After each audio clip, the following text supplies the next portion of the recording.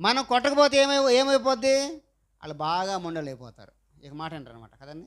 బెత్తము వాడని కుమారుడు గాని, కుమార్తె గాని ఏమవుతారంటే వారు తిరగబడిపోతారు. సామెత గ్రంథంలో చూస్తే మొదటి శత్రువు ఎవరంటే మనమే వాళ్ళకి శత్రువు. పిల్లల్ని చిన్నతనంలో గనుక మనం వారిని కొట్టి సరిగ్గా క్రమశిక్షణలో పెట్టకపోతే, వారికి పెట్టనందుకు బాధ్యత ఎవరిది? శత్రువులు ఎవరంటే మనమే శత్రువు. అంటే ఎవరు? తల్లిదండ్రులే శత్రువులు. కాబట్టి తప్పనిసరిగా పిల్లల్ని కొట్టాలి. ఎప్పుడు కొట్టాలి? వారి బాల్య దినములో వారిని కొట్టాలి. వారి తల్లిదండ్రుల యొక్క మాట వినున్నట్లుగా ఏం చేయాలి? వారిని కొట్టాలి అని చెప్పి సామెతల్లో ఉంది. అని మీకు తెలిసే.